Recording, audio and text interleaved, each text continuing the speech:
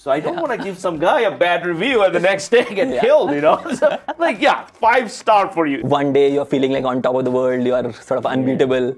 The next day itself or the next hour, it's just like the whole world seems falling apart. So that uncertainty, like extreme highs and extreme lows, is something that I realize that I actually enjoy a lot. I think that your VCs love you because of that.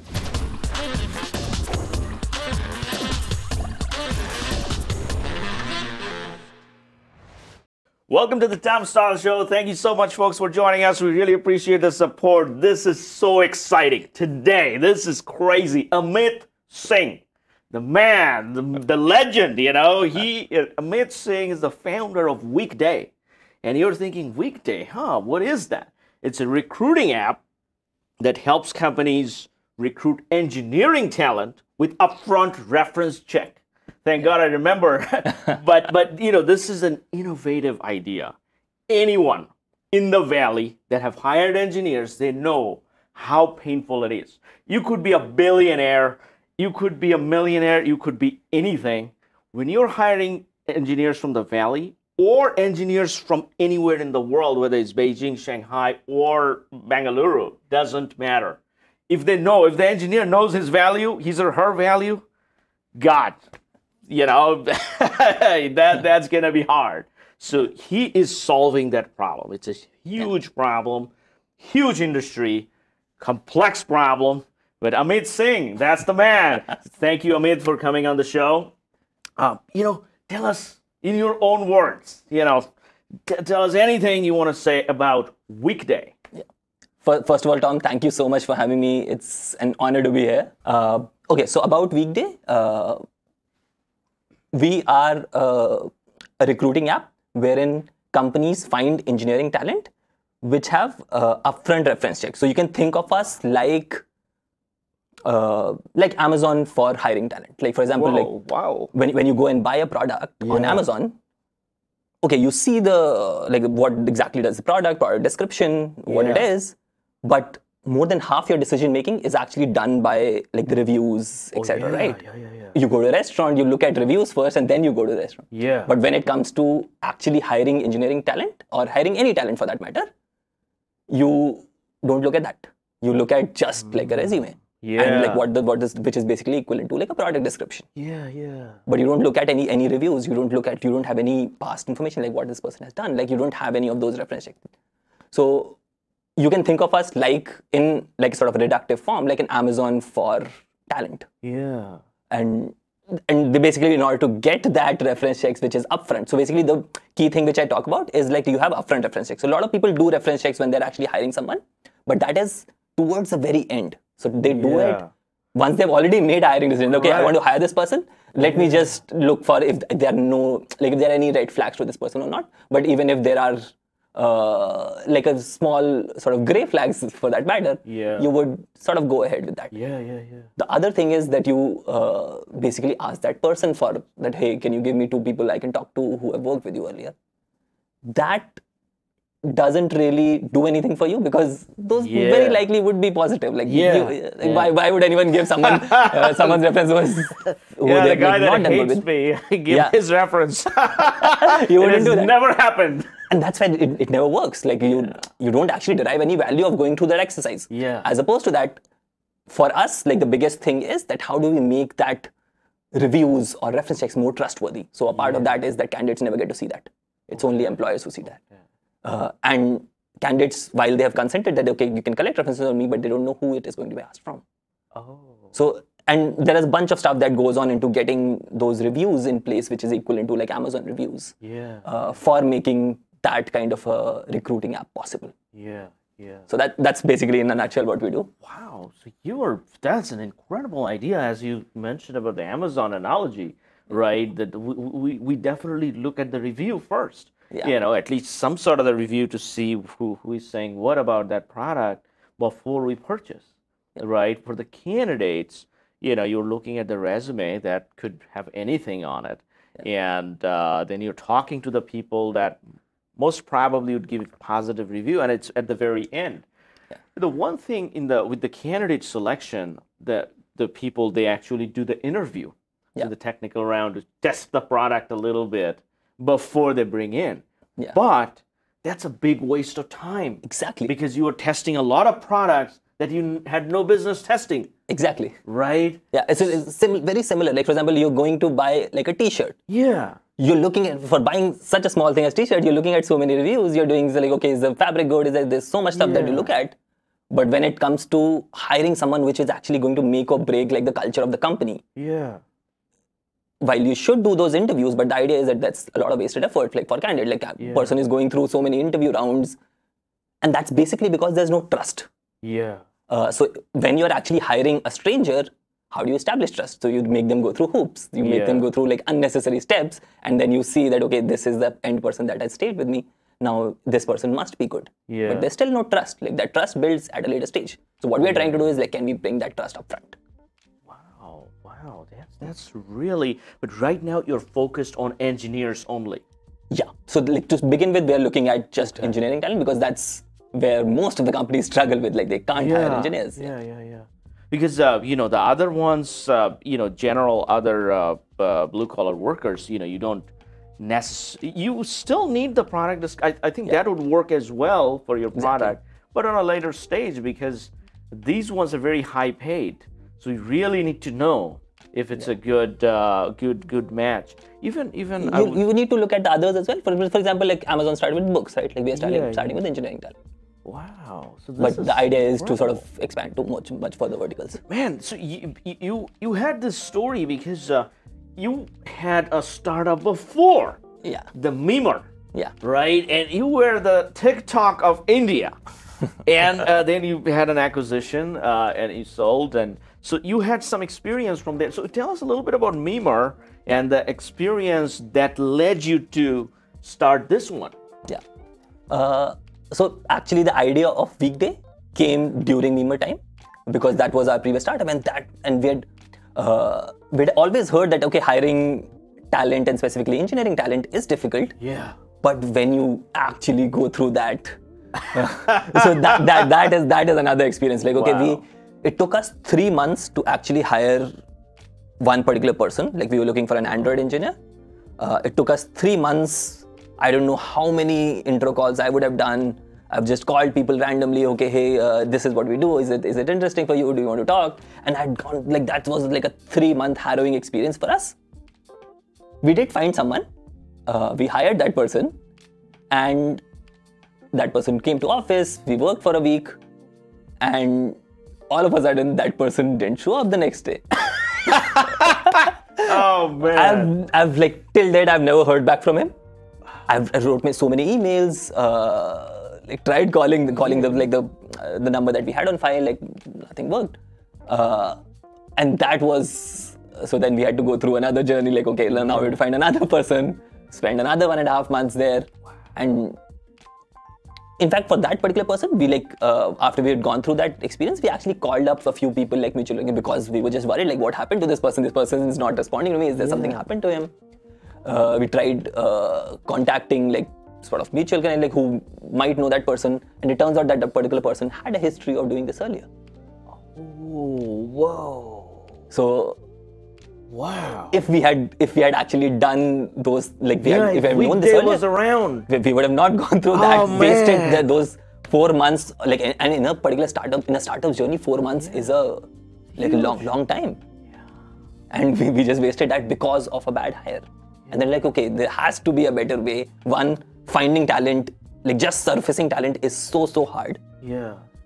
And once you go through that, then again, like this building trust is again such a hard thing to do. And then like, it doesn't make sense that it should be so hard. Yeah. Like, okay, and there are so many products out there which exist for recruiting. Like, it's not that there is like, we are the only solution. There are so many products that exist out there.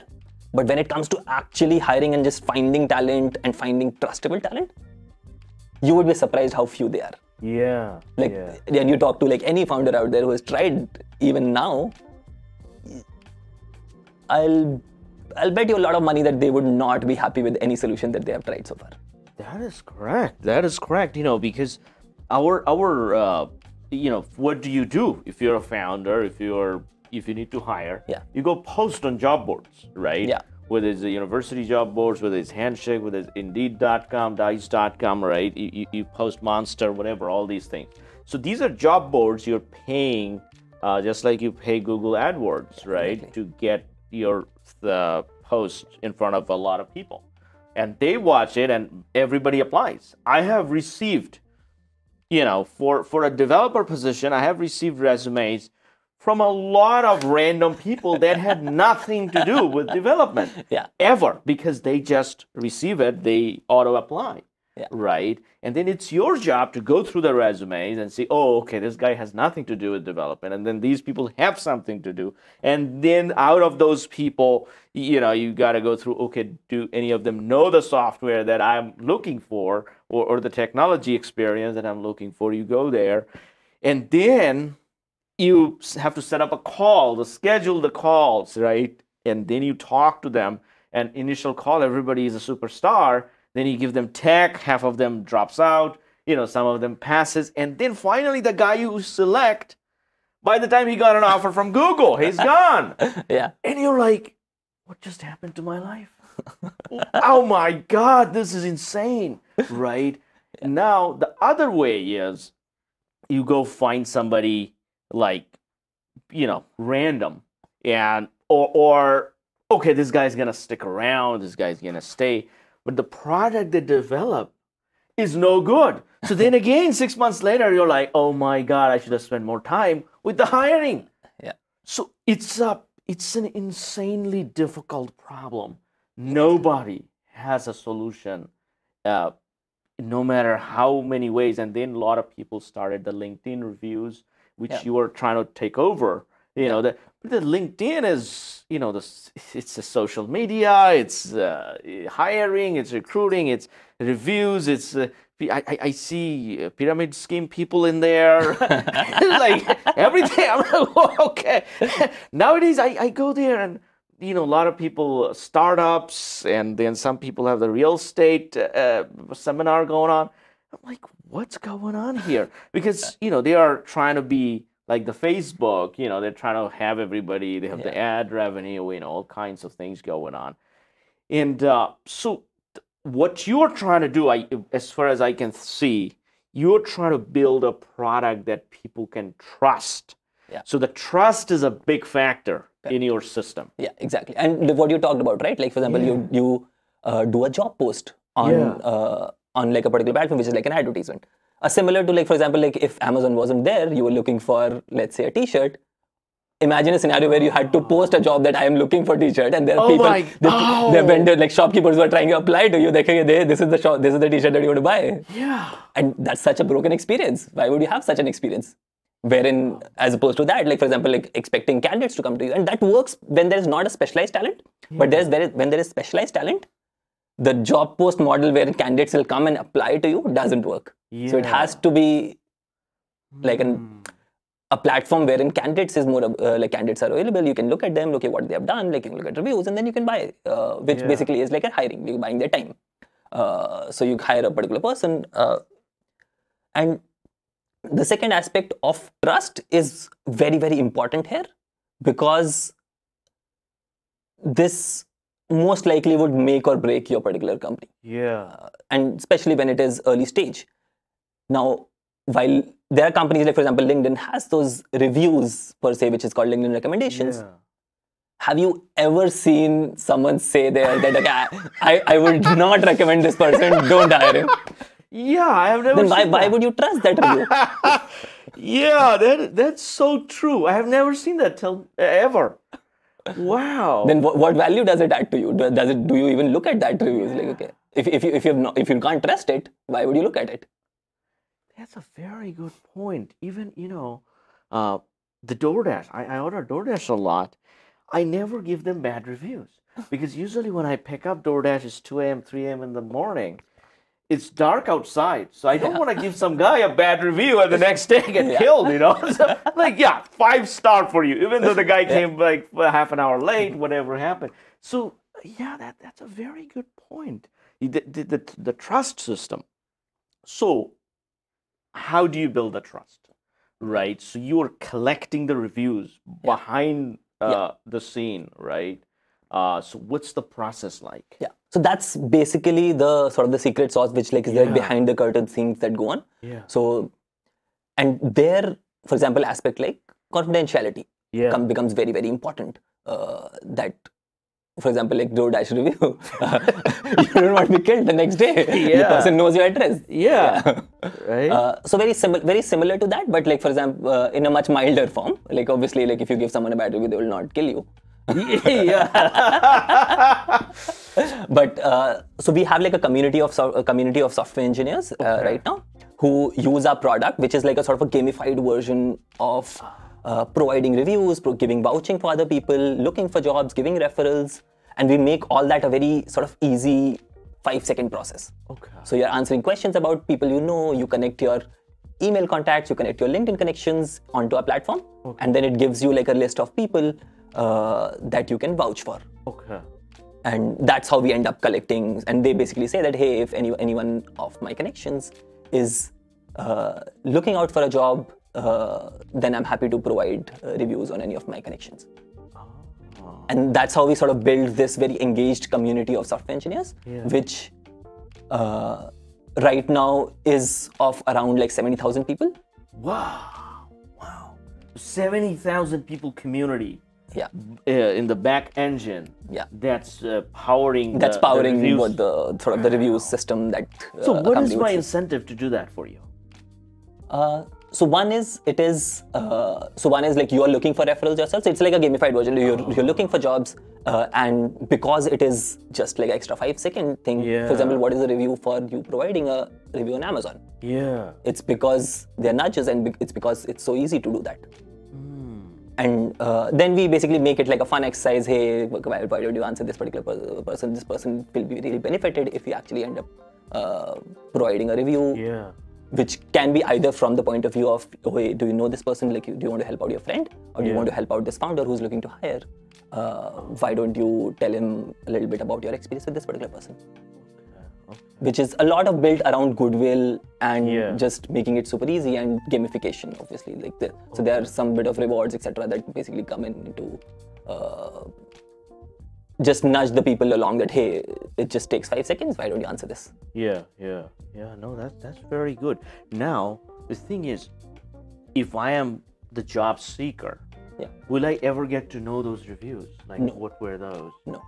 So it's completely hidden. So it's hidden from the job seeker. Like that's the key part.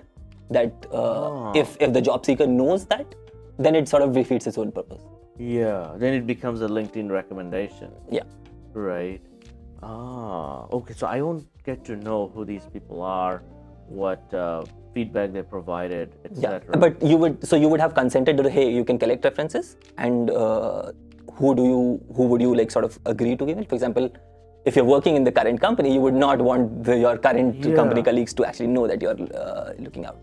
So that is sort of like by default that this, like, you consent to, if you're like actually looking out for a job through us, you consent to the, hey, I'm okay with your like my connections giving reviews about me.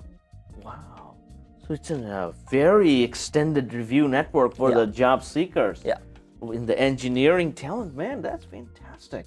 Now, there's so many other components in the job market. It's an insanely big market. There are contract positions, there are permanent placements, there are staffing companies, there are those big four like the Cognizants and the TCS, and so it's scary world out there, right? And a lot of people have their own agenda in the business, have their own stake in the game, in the hiring process, right? So any of those players, let's say the staffing company, or are you up against any of those, or you're kind of mutually working together? I think the closest competitor that we would think is basically these recruitment agencies, which are like sort of like boutique firms that exist, which are finding talent. So like the biggest, like one part of it is like, how do you surface good talent? Once you've surface good talent, which is basically like Amazon, like you have to have products on your marketplace. So that's like the biggest part. So that is what the recruitment agencies do, that they surface talent. And then there is, how do we make it trustworthy, is also something we do. So the recruitment agencies end up being like a competition for it. Then there are marketplaces also that exist, Yeah, yeah. So that would be, but the market is so big, so Yeah. huge, right? A lot of the recruitment agencies, they focus on very, very specific segments of the market. Some of Yeah. them focuses on federal contracts, some of them focuses on, Yeah.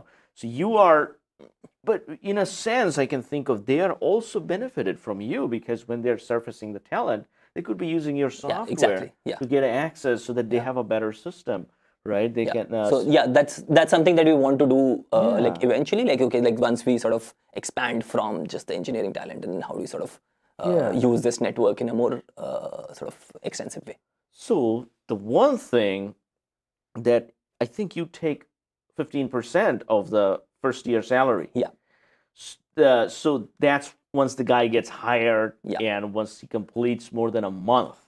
Yeah. Not like right away. Yeah, exactly. So Right. like a company that signs up with us has like zero downside. You can just try us. Yeah. If you end up hiring someone through our channel, then you pay. Otherwise, you don't pay anything. Yeah, yeah. No, that's incredible. Because a lot of these recruitment agencies charges more than that. Yeah. And a lot of things attached to it. Whereas this one is a bigger platform that you're creating. So you're basically creating a platform to surface talent and build a trust score around it. Exactly. Man, this is incredible. So this is a highly complex problem that does require a know-how of the job market. Yeah. The engineering talent as well. So, those places, plus a lot of connections, a lot of the hiring managers getting involved, the HR, and then, on top of that, you're building this platform that does require your own engineering talent to build it up. Yeah. Right. So how big is the team now? So we're around 27 people. 27 people. Yeah. Whoa! Look at that. Okay. Yeah. So mostly are all developers or? So out of that, 7 would be developers. The rest is more marketing, operations. That is it. Wow. And you guys are headquartered in San Francisco? So our headquarters, so we're a remote team. Like most of the employees are actually based in India. Okay. I'm based in SF right now. Okay. Yeah, so it's all distributed. We're living in a remote world. Yeah. Yeah. So distributed network. Yes. Yeah. And it's much easier for you now to. But by the way, you guys raised $2.2 million. Congrats! Thank you, man. thank you so much. That's and that was August 25th or 24th. Yeah. So we just announced it. Yeah. Wow! So just happened. So now you Yeah. should be in the limousine coming out. Yeah. Hopefully soon. Like Yes. next time we meet, hopefully we'll both be in limousines. This is fantastic. So you are building this platform, and so you're any of the VCs that contributed. You want to mention anybody's name? So we're backed by YC is one of the YC, initial investors. Then there's a VC called Venture Highway. Okay. There's a few angels like Kunal Shah, who's the founder of Cred. Then there are a few other angel syndicates like Cloud Capital. There's Asymmetry Ventures. Then there are a few individual angels as well. Wow, man! So you're in good hands. Look at that. How was the process like? How long did it take? What are the how many people you have to pitch and all that? Because that's one thing. People that are trying to be you, the next Amit Singh, they want to know, right? They're like, Tom, I'm not interested in jobs and whatever you're saying. I want to know how he did what he did, right? Yeah. So how was the process like? Filled with a lot of rejections, as I think, and that is something like that is not news to me. Yeah. Like it is what it is. Like I think that's you have like it is like when you're actually pitching to VC, that is the norm is that you will actually get rejected. Yeah. And the goal is to be accepted by one. Yeah. So I think for us, we tried everything, all networks, exhausted all networks, how we can get like a warm intro. So for us, like we had devised like a method that, okay, this is like, for any VC, this is first is I get an introduction through a portfolio company. Second is I get an introduction through any of my existing investors. Third is I get an introduction through any acquaintance who might know that VC. Yeah. Last is I reach out cold, and if that also doesn't work out, then maybe I'll sort of ask other investors who have not invested in me to actually introduce me to another, which basically I think just so there's like a priority order that we had decided that these are the ways in which I would get an induction to VCs, and I would probably pitch to around 100 or so. Yeah, 100 or so. That's pretty good. Some people even like 500. So your success rate's pretty good, huh? Good job. And that's the thing, right? I think for 200, like we needed just one person to say yes. So it's fine. Like if you get 99 rejections, it's fine. Yeah. This is this is helpful in so many things. Are you married or? No. You have a girlfriend? I'm getting married next year. Oh, next year. Yeah. So you have selected somebody? Yeah. Selection process is done. I was gonna say you can do the same priority orders and find one. Wow! So congrats. So next year is an exciting year, man. Thank you. That's very good. Okay, so man, how about the co-founders? How did you find them? So my co-founders, so we at my previous startup, we were working together then as well.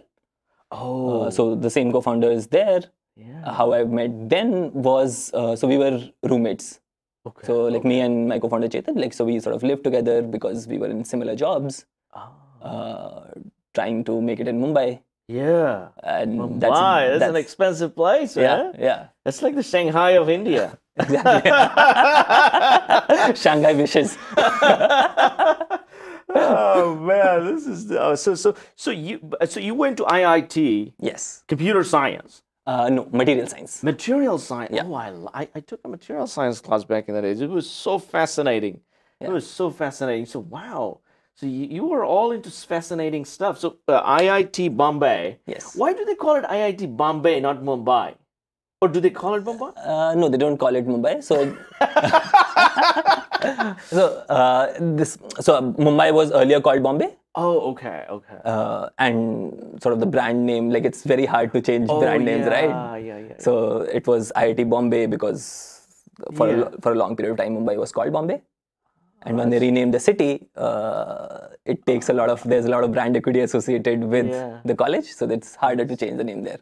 So IIT Bombay, engineering education. Then you started working in a venture capital? Or? Yes. Yeah. Wow. What was the name of that? So the firm was called K Capital. We did seed stage investing in early stage startups. Yeah. So that's a good plus for you because you were in the ecosystem right in the beginning. Wow. Yeah. So I think that did give me like a lot of sort of 100-feet overview of how to look at startups, what exactly goes into building one.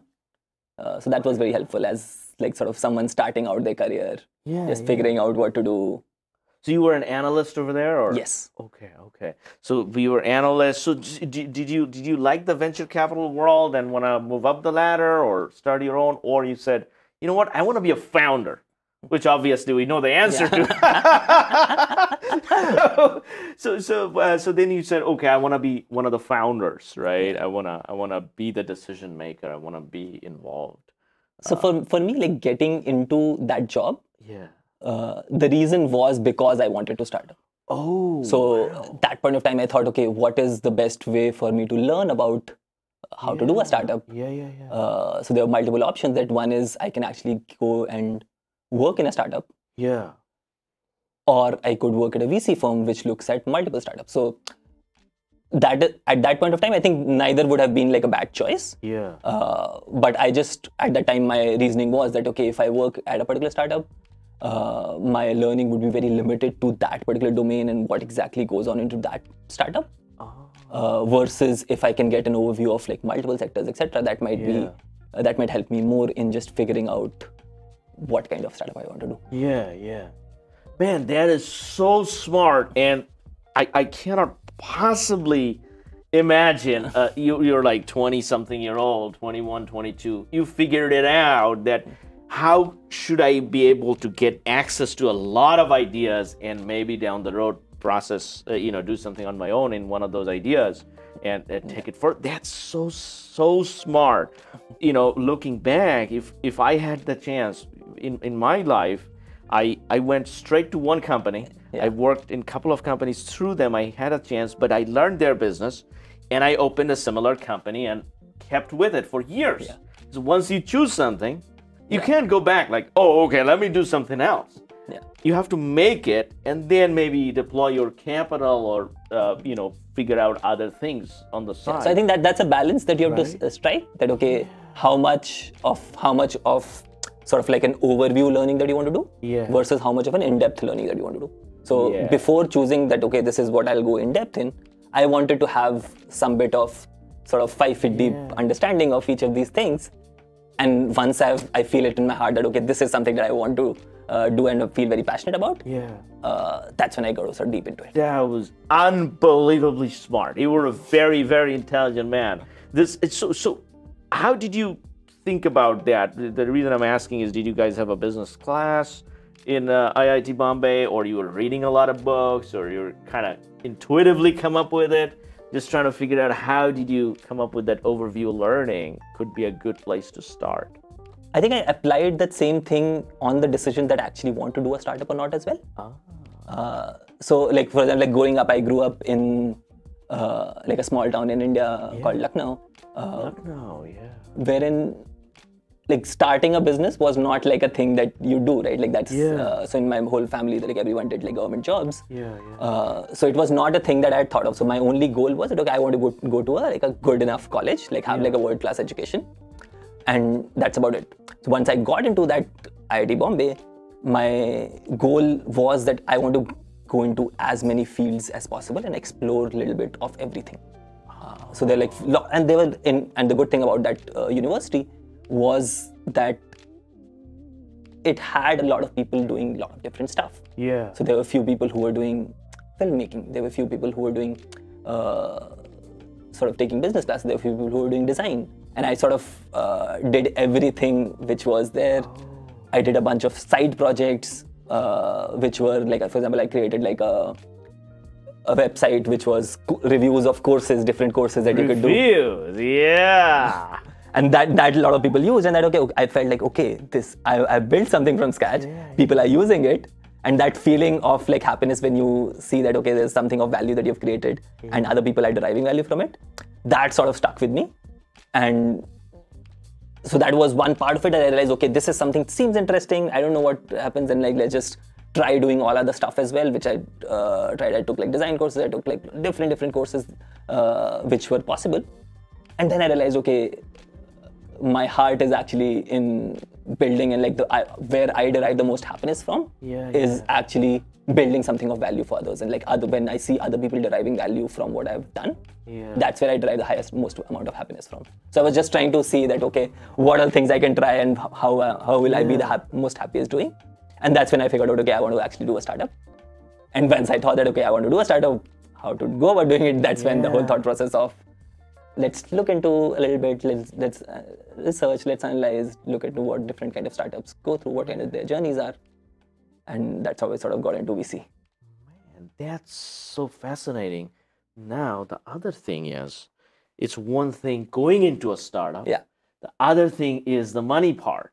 Because the uncertainty associated with raising the money, using the money, exits, every bit of the way, the uncertainties that are there, and especially you had the meme, just social media, which can go exponentially high, can go exponentially low, can have copycats around, right? So that uncertainty, wake up in the morning, there could be something, to deal with that. Plus, before we get into that uncertainty, the financial part of it, when you left the VC, you don't have a stable income coming in anymore. Like, how to deal with that with the family. Like, how was that process like? So for me, like I had thought of it in the sense that, okay, what is the worst that could happen? And the worst thing would be the opportunity cost. Like, okay, I'm not, like for example, I could have been doing something else there. And there, what I tried to do was reduce the cost of failure there, which basically means that I don't actually have a lot of debt. And thankfully, like my family is not really financially dependent on me. So that was a good thing. So I don't have it. And my like cost of living is not very high. My burn rate is very low. So like my cost of failure is actually just boils down to that opportunity cost and no other sort of financial cost that are associated with it. So, and that was a very deliberate call that I'll not have like a lifestyle which does get sort of affected by that. Okay, there's a lot of costs, and on every day I feel like, okay, I'm missing out. So that was a conscious call that I took. So that was the part of that uncertainty is something that I was okay with. Okay, like I'll not have like a steady income coming in, but the outcome, like if I'm successful at like what I'm trying to do, then there would be something that would come out of it, and it's not like what's the worst thing that could happen. Like at the worst, I would have learned something, and I can use that in an allied industry. So that's how I sort of justified myself that okay, even if that doesn't work out, it's a lot of learnings that I've learned, which is not really like opportunity cost wasted. So that's how I sort of rationalized myself. On the uncertainty part, I actually love it. Like that was one of the biggest thing when I did my first startup. I realized that okay, it is one day you're feeling like on top of the world, you're sort of unbeatable. The next day itself or the next hour itself could be that everything is falling apart. There are like tons of bugs in your product. One user is complaining. And just like the whole world seems falling apart. So that uncertainty, like extreme highs and extreme lows, is something that I realized that I actually enjoy a lot. Which just makes life less boring. So that uncertainty aspect is something which I actually enjoy, and like that is one of the biggest reasons why I'm doing a startup is because I don't want to have like everything certain for me.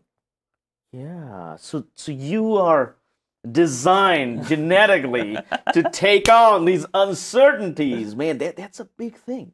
I think that your VCs love you because of that, because you can handle it, right? A lot of people give up, a lot of people get addicted, a lot of people get into, you're living in San Francisco, addiction is right in front of you. That's not what you imagined when you came there. You're like, not at all. No, I wasn't expecting that, but being able to take on these uncertainty and go through life with it, that's a big part of entrepreneurship, and I think you're ready for it.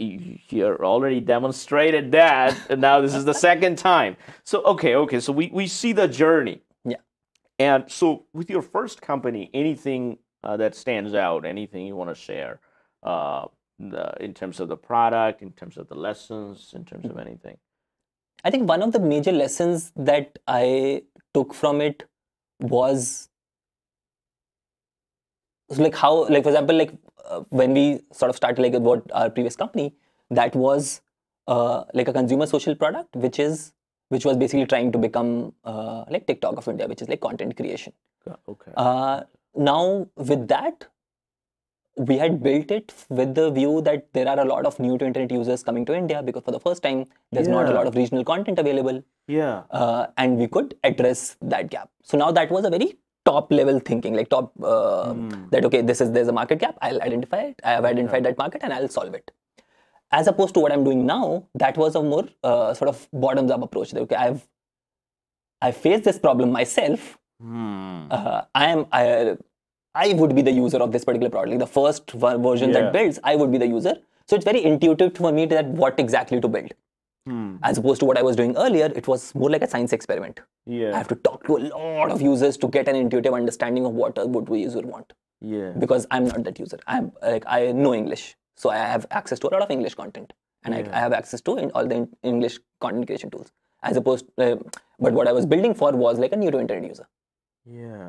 So it was a very so I had to go through like a lot of user research, talk to a lot of people, which just makes a lot of everyday decisions a lot more harder. As opposed to when it's basically comes from a personal pain point. So that was one specific, like for example, when I was building this out, one of the initial decision factors was, what are the problems that I faced myself? And what would a solution look like for me? And then all the other decisions end up being very easy and very intuitive for you. I see. Wow, that's a very good point. That's a very good point, because at that time you were starting out. So that, of course you're going to be, and also you got the overview experience from the VC. So of course your idea would become, but you were right on at that time, because it was around the time TikTok came in, right? So your intuition is very good, So your intuition is very good because you saw the market, the internet users, and that the same philosophy used by WeChats and the TikToks of China, and so wow, so that one you sold it to ShareChat. Yes. So share chat, is that still a thing? Is that Yes. So they're actually the sort of so TikTok is now banned in India. okay? So ShareChat's product Moj is like the sort of market leader in India right now. Oh, so it's similar to TikTok also. Yes. So it's very so the product that we launched. That's very similar to TikTok. Okay. That's oh wow, look at that. That's pretty good. Pretty good. So you sold it to them. How was that like? How do you know they would be the buyer? Like, what were the process? Or you were looking for buyers, or No. So we were actually looking for investment. ah And this was a time when TikTok and there were a lot of other products out there as Yeah. well, and we were finding it hard to raise capital. And then we went to ShareChat founders for advice. Okay, what should we do? Because they were sort of batchmates of my co-founder Chetan from college. So we went to them for advice. Okay, hey, what do we do? And then one thing led to another, and we said, okay. They said, why don't you join us? And then let's do this together. And we said, okay, that's not a bad outcome. Let's do that. Wow. Okay. That's pretty good. So okay. So some connections, the industry. So you are very involved in the India's venture capital, the startup economy, startup ecosystem, right? You're very involved there. So now you're taking on SF, huh? Look at that. So now with the job or the recruiting experience that you're trying to provide people, what's the target market? Are you targeting the whole world? Are you targeting US and India? What's the... So currently we are doing US startups who are looking to hire remotely from India. Oh, So that's the initial sort of like beachhead kind of market. okay. That's what we are targeting right now. The idea is the next step is doing US candidates as well, like US job seekers as well, and then go into sort of other like sort of horizontally, which is currently we're doing engineers, we do other sort of tech related fields, and then we sort of go from there. I'm fully sold. I am fully sold. You just solved one of my pain points. Sincerely, I'm not lying to you. I have spent a few years back trying to find software marketing and other talents in India, because I have seen success from my ex-bosses, other people, that they have found good talent over there. They have set up the offshore center, development center, the whole thing, and they cut down their costs significantly. So I said, maybe I can do the same. The only problem is I don't know much about the culture and I don't speak the language. So I ended up hiring all the wrong people I can possibly imagine. The last one was one guy, he never even opened his laptop for an entire month. So I asked him, so actually, did you open your laptop in the entire... And he was honest with me. This is the first time somebody says, we had the storm. I'm like, okay, that's okay, I'll still pay you. That's fine, but that's the last payment. We're not keeping you. And so that was one of my biggest pain points, because I was blind. I don't know who to hire, and I don't know who to trust. Exactly, yeah. And you're solving that problem because I already know this is the person that I can trust. Exactly. And as a startup, and that's why whenever the startup founders have been talking on my podcast to a lot of founders, I ask them, where did they get that guy? What happened? And they all say, I have two guys in India. And every time they say it, in my head, I'm like, are those two guys just sleeping without opening their laptop? How are they controlling? What's happening? So I think this is huge. Yeah. This is huge because if you went right into the solving the US labor market, that would have been very ambitious, very amazing, but people would have given you a lot of pushback. Yeah. This is something you're solving that nobody can. Even if they have a lot of money, they're putting in a lot of money, you have to know the culture, you have to know the ecosystem, you have to have some connection, you have to know how to get into that market, and you have to know where to trust, where to put your foot on. So this is incredible. I think this is very good. Just if you can capitalize that market, you are already very, very wealthy. So that's the hope, and that's the thing, right? Like, for example, when you're hiring remotely, the aspect of trust becomes even more important. Yeah. Like, how do I trust someone who's living some thousands of miles away? And you can't just rush into that, hey, are you opening your laptop? Yeah. This is so big, and I'm stressing this over and over. I have had many friends, a lot of our friends, they said, Tom, that's not how it works. You're trying to do everything remotely. We are physically going there. So they actually physically went there a few times. I'm like, let's see how that works. You going in there with your fancy life, I don't think you're going to be attracting the right talent there. Yeah. And they all came back and, oh, it's working. And later on, I'm like, no, we are mostly focusing on the US market now. The problem is, this is the thing, with people with decent amount of money, they never admit that they lost something. They're like, yeah, we are pivoting. They have all these words for it, Yeah. and that's just so. And that's the And that's the thing. Like the people, like when I'm interacting with people here, I don't think they have the appreciation for how good the talent in India is. Yeah. It's really up there. Like for example, like the engineers that I talk here, they're almost like in engineers in India are, if not better, almost as good as SF engineers. Wow. I will be hiring one of your engineers from one of your platforms, and I will, do some clips of that, demonstrating, and hopefully the review comes well. So otherwise, that's a bad experiment. But I'll sincerely do that. I love the idea. So okay. So man, you got a perfect profile. Look at that. So these co-founders, all those are software guys.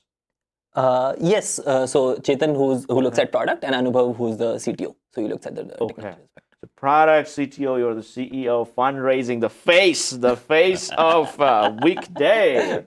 Yeah, you could because you got the Workday right here, and I think it's in Pleasanton, right? So they're also in the payroll, in the human capital management. But those were like, the Oracle had some of those problems, and they solved it. And then you were solving a problem that actually it's very difficult. They have to be multinational. So you're solving a very, very important problem, man. I love it. I love it. So we have some questions for you that are not as product or all these based. Edwin wrote those down. Okay, awesome. Those are more personal, fun questions. Okay, all right, let's do it. So the first one is, what's the last 4 digits of your SSN? I don't have an SSN. Oh, that would have killed as a joke. Like, what kind of show is that? Are these run by the North Korean hackers? Good thing I don't have it. The government is not giving me that. Oh man, that's okay. All right. Okay, I got a. Oh, this one is good. Okay. Are you an early bird or a night owl? I'm a night owl.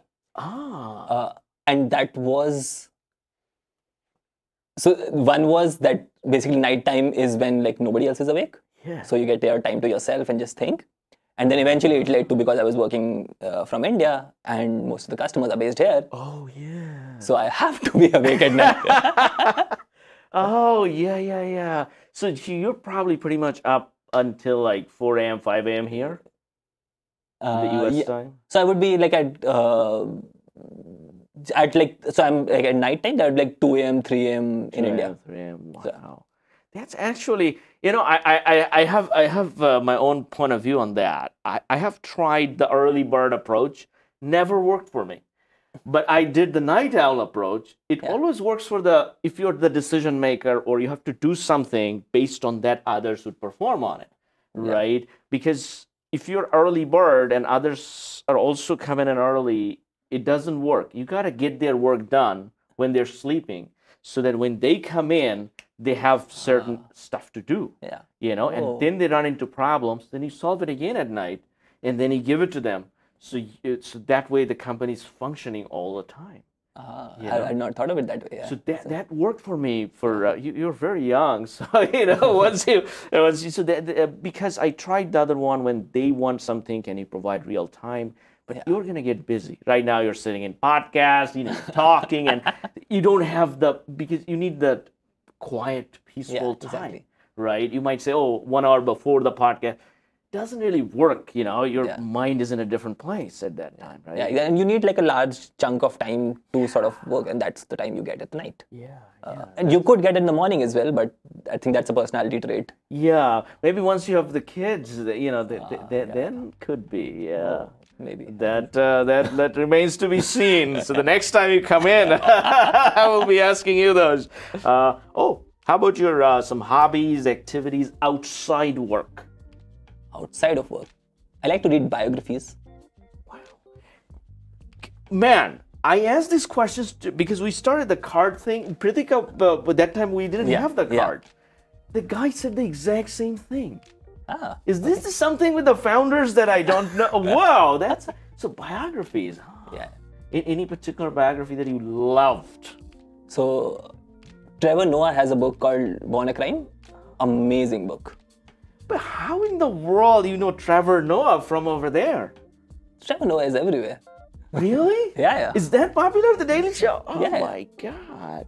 And almost everyone in India, like not everyone, but a large portion of like upper middle class speaks English. So there's a lot of content that they consume is the global media.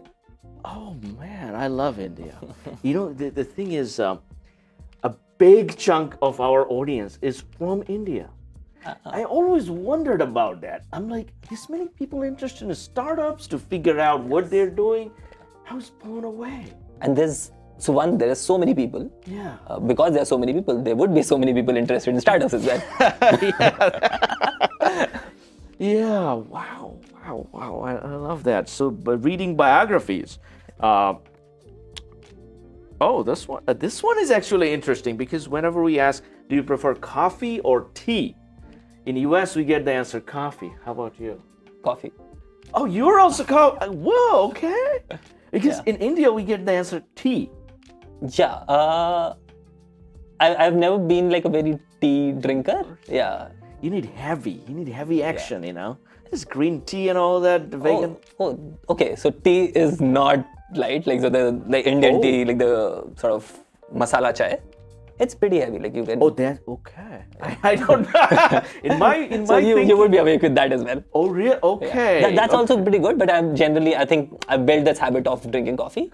And once like the thing with these is like once you start it, it's hard to stop. You can't stop. Yeah, you can't stop, man. Wow. Okay, coffee person. Oh, this one is a good for entrepreneurs. Any particular experience that you had that had a significant impact in your life, in your childhood experience, college experience, anything that stayed with you that led me to starting up, or in general, that led like you life to some life decisions, some significant changes. Interesting. I think growing up, like so, in my early grades, I was never like a topper.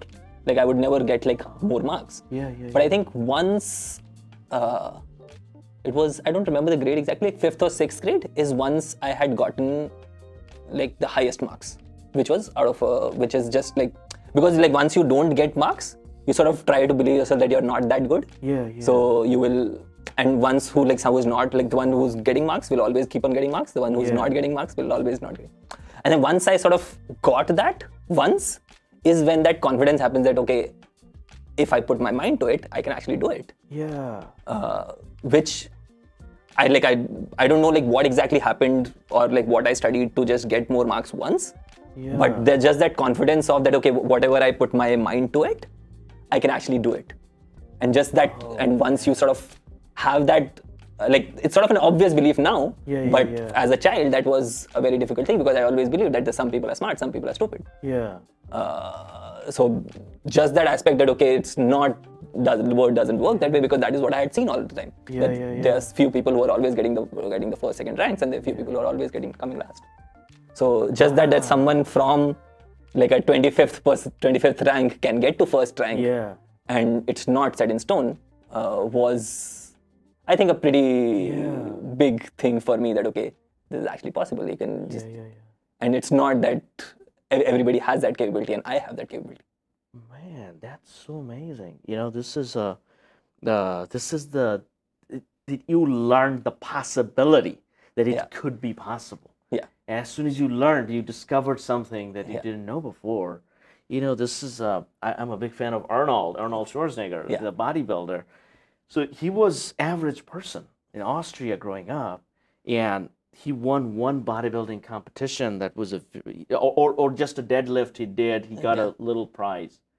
That changed his entire perspective. He believed that he could do it, and he ended up becoming the biggest bodybuilder of the world and the movie stars and all that. I think this could be your story. That moment. Just that belief. I think yes, I agree with the 100%. Like that belief is what is the crucial, and it seems very obvious. Oh, you can get that belief, but you can't get that belief. Yeah. It's very hard to get that belief that I can do it, and you have to like internally 100% believe that okay, it is possible, which is very hard to do. Wow. Like does not happen as often. Like no, I love that story. I'm gonna always remember now Arnold and Amit Singh, both with A. But whoa, okay. There's something with A. There's something with A. Even Google changed it to alphabet. Because Apple, and so it shows up earlier on the stock. When you're looking at the stock picking. Oh, okay. So this one is about more traveling. So if you could travel anywhere in the world right now, where would you go for vacation, not for work? Generally, I would say Japan. Japan. Because I've just seen so much of it, and it just seems a very fascinating place. But right now, like in that was I would say generally. But right now, I want to go home. Like I want to go. Just sort of meet family. So that like if it is at this point of time, because right now you're already away from home. So I'm like, okay, I want to go home, meet family. And okay, that's pretty good. Pretty good. Oh, this is a good question. This is not. Tell me about your ideal weekend, because now you have weekdays. Ideal weekend is when I'm not working on. If I'm not working on weekday, then I would probably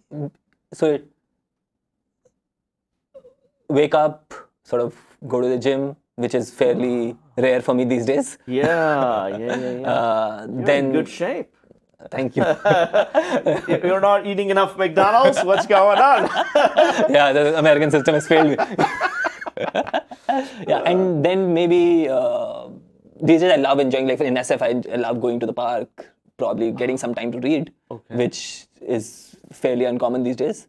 So my ideal would be just having a relaxed reading, then come back, watch some hiking. So that so I've recently started liking bouldering as well. So would love to sort of do that as well. I think that's sort of the national sort of pastime of SF. Oh my God! Wow. So this is that's a pretty good weekend. This one. Oh, okay. This one is interesting. Random fact or skill about you that most people don't know about. Random fact. Yeah, like any skills or fact that you're keeping it a secret from the world.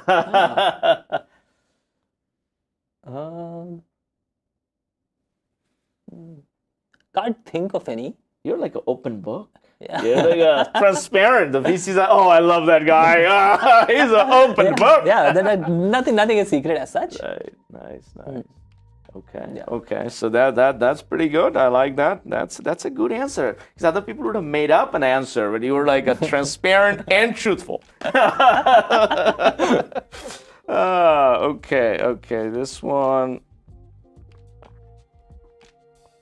By the way, a lot of the times, this is any skills or talents that you're working on currently to improve. Because this one, I'll give you a context of it. Some founders, they say they're very tech founders, so they're improving their people skills or the customer focus, etc. Sometimes the founders that are non-tech founders, they say they are focusing, they're learning some tech stuff to figure out what's going on with the tech stack. Those two could be, but there are other skills sometimes you're secretly developing for your girlfriend, etc. So any skills or talents you're developing. I think for me, like the skill that I'm developing right now is being sort of more emotionally available for my employees. In the terms of not just like, okay, I can, like, if there's some problem that you have at work, I can solve that for you, or like I help you solve that, help you navigate that. But what it makes you feel is something that I sort of don't communicate as often. Yeah. And like, okay, this, and a lot of times it's not actually like a problem in terms of like, I can just solve that problem for you, that work. It's actually how that problem made you feel, which is making things worse for them. Which just having that availability for them is something that I'm working on. And I think that is what is more honest communication. Wow, that's a very forward-thinking. Because this generally comes naturally. The empathy, things like that, comes naturally at a later phase in life. In general, even if you are extremely arrogant in your 20s, later on those people again calm down a little bit. They start to see. But you figuring that out at such an early age, that's something, man. Wow. Okay. That's big. Okay, so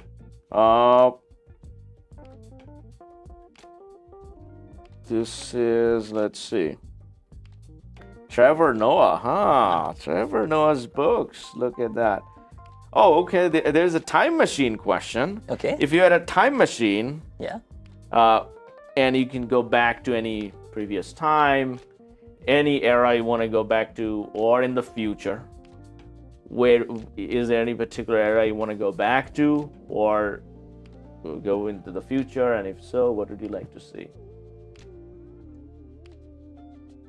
I would like to go back in time when the British had not come to India. Just sort of before that. So there was like a period wherein it was Mughal period, like Akbar's time. Oh yeah, the Mughals. Yes. So they basically had like the sort of like part of India, and apparently the kind of riches that existed at that time were sort of unparalleled in the world, and they kind of know how. Yeah. So like, for example, they know how to sort of build art. And I think recently what has happened is like, and I think it's happening all across the world, is that art is sort of somewhere getting lost. And I think in India, that was the peak at which art existed. Yeah. And of course, that everything has been declining in terms of art. There's a lot of improvement in science, etc. Yeah. But I think that was the peak of art that we got. Yeah, that is so true. I never really thought of it that way. I was always a big fan of the Mughals and how they ran, how wealthy they were, right? The wealth of India at that time. And now India, when you think of it, is only tech, science.